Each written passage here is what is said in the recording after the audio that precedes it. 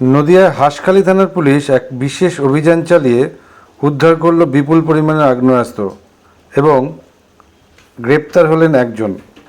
দেশি বিদেশি আগ্নেয়াস্ত্র এবং 17 রাউন্ড কার্তুজ সহ পুলিশের জালে গ্রেপ্তার হলো এক।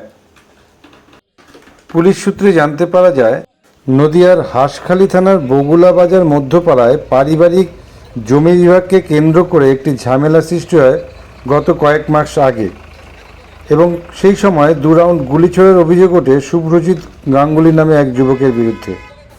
শুভ্রজিতের বিরুদ্ধে অভিযোগ দায়ের হলে পুলিশ প্রাথমিক তদন্তে নেমে ওই ব্যক্তিকে আটক করে জিজ্ঞাসাবাদ করে। এরপর উঠে আসে চাঞ্চল্যকর তথ্য। তার কাছ থেকে উদ্ধার হয় দেশি বিদেশি মিলে 4টি আগ্নেয়াস্ত্র সহ 17 রাউন্ড কার্তুজ। আজ ধৃতকে রানাঘাট আদালতে তোলা হলে বিচারক তাকে 7 দিনের পুলিশি হেফাজতের আবেদন মঞ্জুর করেন। এরপর সাংবাদিক সম্মেলনে নদিয়া রানাঘাট পুলিশ জেলার অতিরিক্ত পুলিশ সুপার লালটু হালদার কি জানালেন, শুনুন। গতকাল হাঁসখালি থানার অন্তর্গত বগুলার ধানহাট এলাকায় জনৈক তিলক গাঙ্গুলি হাঁসখালি থানায় একটা অভিযোগ করে যে বেশ কিছুদিন ধরে জমি বিবাদকে কেন্দ্র করে ওনারই ভাইপো শুভ্রজিৎ গাঙ্গুলি তার সাথে কোনো ঝামেলা চলছিল।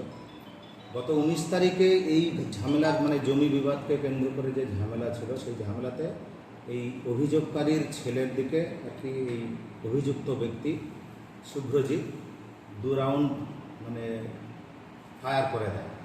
তো যখনই এই খবরটা আসে, হাঁসখালি থানার যিনি এখন ইনচার্জ আছে সুমন এবং তার সঙ্গে যারা অফিসার আছে বগুলার ইনচার্জ, সবাই মিলে পুরো টিম নিয়ে ধানহাটে গেল অভিযুক্তর বাড়িতে।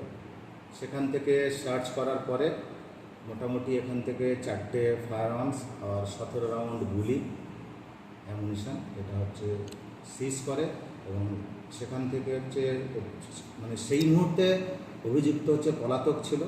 তারপর বিভিন্ন রকম সোর্স ইনফরমেশান কালেক্ট করে তাকে অ্যারেস্ট করা হয়। অ্যারেস্ট করে তাকে আমরা আজ রানাঘাট কোর্টে ফরওয়ার্ড করা হয়েছে। অলরেডি একটা স্পেসিফিক কেস, আর্মস কেস একটা রুজু হয়েছে, আর এসিজিএম কোর্টে রানাঘাট কোর্টে একে ফরওয়ার্ড করা হয়েছিল, এবং সেখান থেকে 7 দিনের আমরা রিমান্ড পেয়েছি। জিজ্ঞাসাবাদ করার পরে কোথা থেকে কীভাবে এই আর্মস আনা হয়েছে সেটা আমরা খতিয়ে দেব। এই কোথা থেকে এত আর্মস এসেছিল সেটা কিছু এখনো জানা যায়? প্রাইমারিলি যেটা এর অভিযোগ, যে ব্যক্তির নাম নিচ্ছে সেই ব্যক্তি অলরেডি 5 বছর আগে এক্সপায়ার করে গিয়েছে, কিন্তু একদম ইনভেস্টিগেশনের প্রাইমারি স্টেজে আছে। আজকেই আমরা জাস্ট 1 ঘন্টা হলো পিসিতে পেয়েছি। তো আমরা এখনও পুরো টিম নিয়ে এখন বসতে পারিনি। তো পুরো টিম ইন্টারোগেশন করার পরে আমরা বাকি কী কোথা থেকে এর মেন সোর্স কী আছে এই ইললিগাল ফায়ার আর্মসের সেটা আমরা জানতে পারি। কিন্তু স্যার একটা বিষয় সেটা হচ্ছে এই যে যেগুলো বানানো হচ্ছে সেগুলো সেটা সন্ধান পাওয়া যায় কোথায় বানানো হয়েছে? বললাম যে একদম প্রাইমারিলি যে নামটা পেয়েছি সেই ব্যক্তি 5 বছর আগে মারা গিয়েছে, অভিযুক্ত যার নাম নিয়েছে।